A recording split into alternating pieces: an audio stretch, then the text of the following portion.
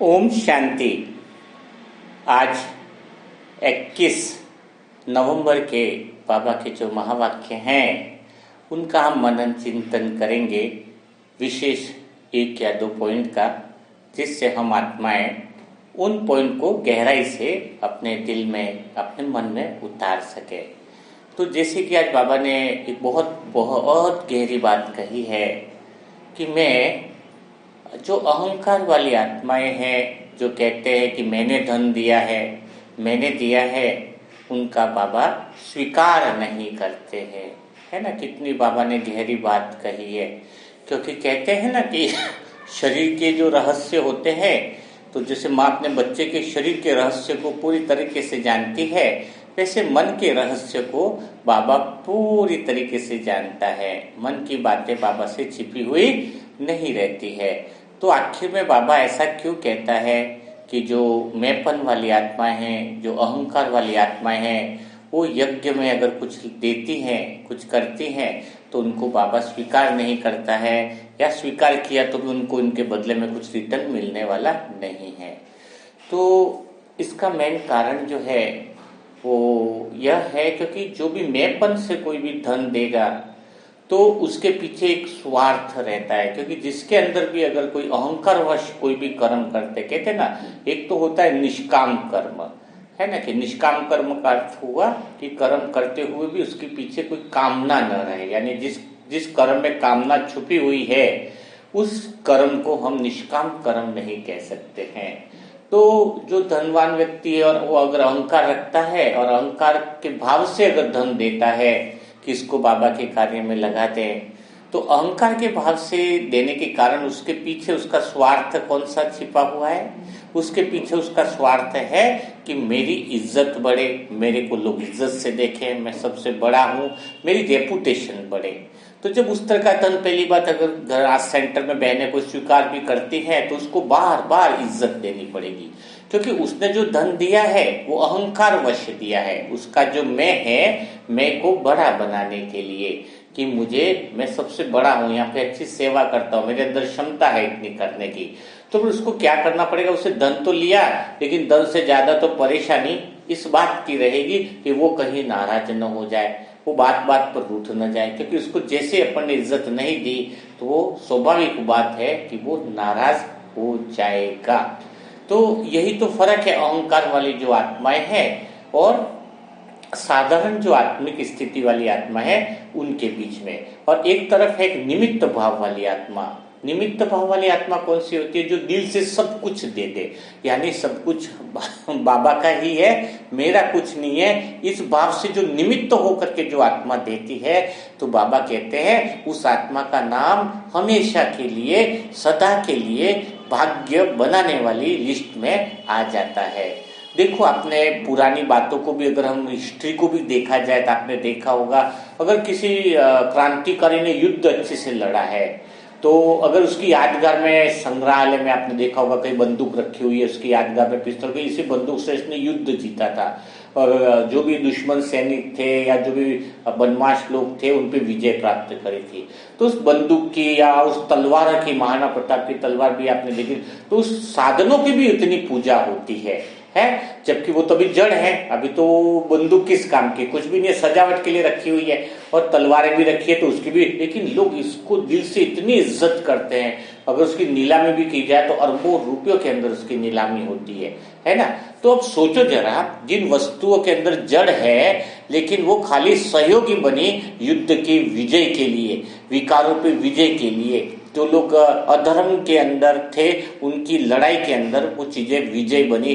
तो इन चीजों की जब इतनी बड़ी इज्जत है, खाली माध्यम बने जिसके अंदर तो आत्मा भी नहीं है, जड़ वस्तु है, तो इनको दिल से लोग इतना रेस्पेक्ट करते हैं। तो सोचो जरा, हम वो आत्माएं हैं जो भगवान के कार्य में निमित्त बन रही है, और हम तो जड़ भी नहीं है ना। तो हम तो, अगर हम निमित्त बन रहे हैं इस अधर्म के युद्ध को जीतने के लिए, है ना, जो अधर्म का युद्ध मतलब अधर्म के विरुद्ध, धर्म के विरुद्ध जो है ना, जो अधर्मी लोगों पर विजय प्राप्त करने के लिए, हम जो विजय प्राप्त करने के लिए जो युद्ध कर रहे हैं, विकारों पर जीत प्राप्त करने के लिए, है ना, सत्य की स्थापना के लिए, तो सोचो हम भी निमित्त बन रहे हैं तो हमारी कितनी वैल्यू होगी। तो अगर हम कोई भी चीज परमात्मा के लिए करते हैं और निमित्त भाव से अगर हम करते हैं तो समझ लेना कि उसका फल भी कई गुना ज्यादा होता है। और निमित्त भाव वाली आत्मा है, इज्जत और प्रशंसा की भूखी नहीं रहती है, इसलिए वो यज्ञ में सहयोगी बनती है, विघ्न रूप कभी नहीं बन सकती है।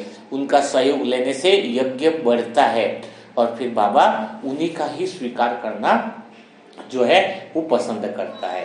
अब विकार वाली जो आत्मा है यानी अहंकार वाली आत्मा, अहंकार यानी आप समझिए ना देह भान यानी मैंपन, यानी जो झूठा मैं, ओरिजिनल मैं तो अंदर बैठा है।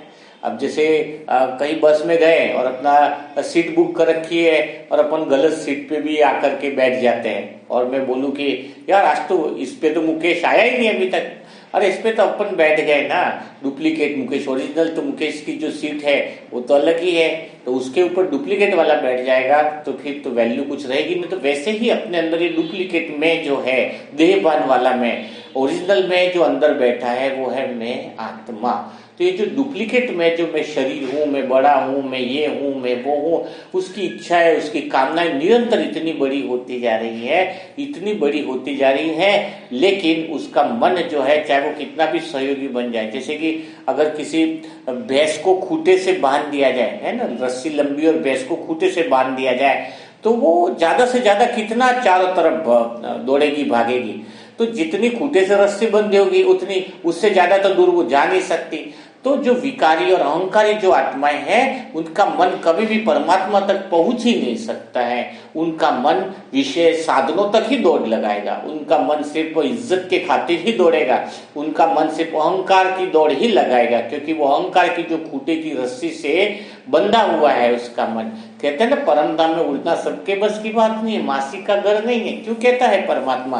क्योंकि जिस आत्मा में अहंकार होता है, अहंकार का खूंटा जिसके अंदर गड़ा हुआ होता है, उसका मन बस खाली यही बोलेगा कि मेरा मन चंद्रमा तारागण से भी ऊपर जा रहा है और जाते झटक से नीचे आ जाएगा। क्यों? क्योंकि अहंकार के खूंटे से बंधी हुई रस्सी उसके मन की जब तक वो गांठ न खोले तब तक मन उड़ भी नहीं सकता है और परमात्मा का अनुभव तो बहुत दूर की बात है, शुद्ध विचार भी नहीं ले पाएगा, शुद्ध वाइब्रेशन का आनंद भी नहीं ले पाएगा।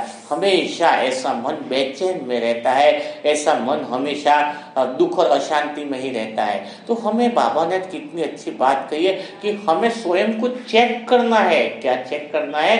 कि मेरा जो मन है वो डुप्लीकेट मैं से, देहभान के मैं के खूंटे से तो नहीं बंधा हुआ है। अगर डुप्लीकेट बंधनों में फंसा हुआ है, अहंकार के अंदर फंसा हुआ है, तो समझ लेना कि हमारी जो प्रोग्रेस है वो भी नहीं हो पाएगी और हम निमित्त भी कभी नहीं बन पाएंगे। तो आज से सोच चिंतन यही करना है और आपको समझ में भी आ गया होगा कि जो अहंकार के खूंटे से बंधी हुई आत्मा है उनका मन भी बंधा हुआ ही रहता है, इसलिए उनका धन बाबा स्वीकार करता ही नहीं है। क्योंकि उनका धन भी अगर कोई चीज स्वीकार करेंगे तो जितना यज्ञ में सुख देना चाहेंगे उससे ज्यादा तो वो यज्ञ वाले लोगों को परेशान कर देंगे और वो क्या कर लेंगे, दुखी कर देंगे। तो इसीलिए परमात्मा कहता है कि अपने अंदर जो निमित्त भाव वाली जो आत्माएं हैं वो आत्मा ही इस विश्व के अंदर सतयुग ला सकती है। पवित्रता का जो दुनिया आने वाली है, सारी दुनिया में जो पवित्रता लानी है वो वही आत्मा ला सकती है जिसने स्वयं के आत्मज्ञान को, स्वयं के ओरिजिनल जो मैं है उसको पहचान लिया है। क्योंकि देखो डुप्लीकेट मैं जो है वो तो देहभान वाला कितना भी समझ ले कि मैं ही हूँ, मैं ही आत्मा। डुप्लीकेट जो रहता है देहभान वाला वो क्या कहता है कि मैं ही तो हूँ। अब मैं ही हूँ तो कब तक रहेगा? उसकी पहचान तो अहंकार वाली आत्मा के तो लक्षण दिख ही जाएंगे।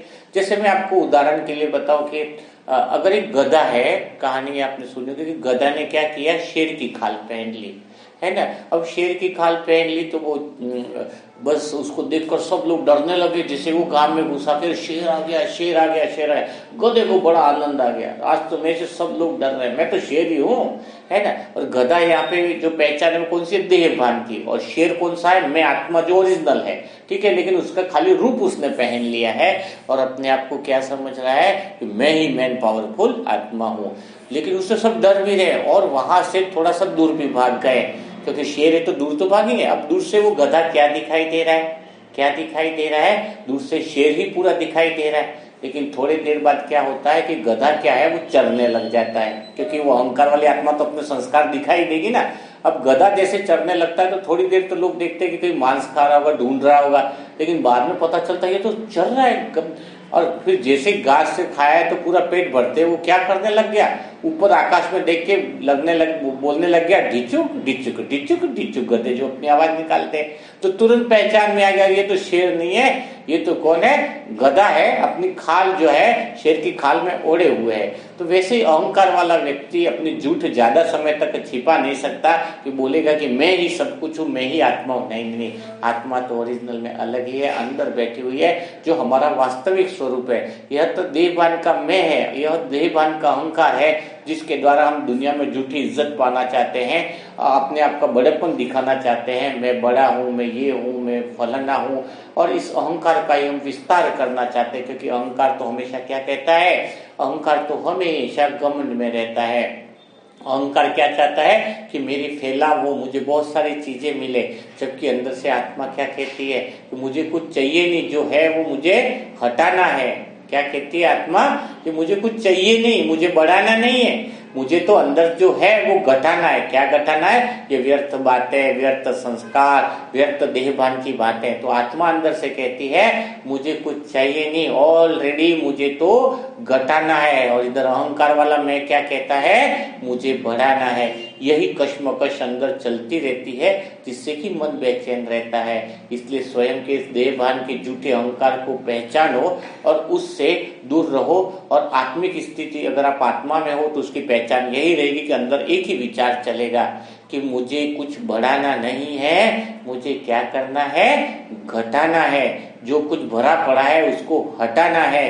और जो आत्मा अगर ये सोचती रहती है कि कहते हैं ना कि फालतू कहीं मार्केट में चले गए तो जब 2 बर्तन लाने बाद 4 ले आते हैं, कोई सेल लगी है कि भाई यहाँ पे ये ऐसा हो रहा है वैसा हो रहा है, तो वहां पे और बढ़ा करके ले आते हैं। क्यों, क्योंकि अहंकार होता है जो कभी खुश रह ही नहीं सकता है। वो सोचता है मैं इसको और बढ़ाऊंगा और बढ़ाऊंगा और बढ़ाऊंगा, जिससे मुझे खुशी मिलेगी। लेकिन वो जितना ज्यादा बढ़ाने की कोशिश करता है उतना ही ज्यादा परेशान होता है। और आत्मिक वाली स्थिति वाली आत्मा क्या कहती है, नहीं मुझे बढ़ाना नहीं है, 3 है तो और एक ज्यादा है, किसी को दे देना। क्या सोचती है, 3 है तो मुझे और बढ़ाना नहीं है, घटाना है, मुझे व्यर्थ बातें घटानी है, व्यर्थ इच्छाएं घटानी है, व्यर्थ चीजों से मुझे जितनी आत्मा व्यर्थ बातों से मुक्त होती जाती है, बाबा फिर उसको विशेष कार्यों में निमित्त बनाता जाता है। तो शायद आज आपको समझ में आ गया होगा कि अहंकार और निमित्त आत्मा में क्या फर्क है। इसी को बहुत गहराई से आप प्रैक्टिस कर सकते हैं। तो फिर कल फिर मुलाकात करेंगे नई मुरली के साथ, नई पॉइंटों के साथ, नई मनन चिंतन के साथ। तब तक के लिए सभी भाई बहनों को ओम शांति, ओम शांति, ओम शांति।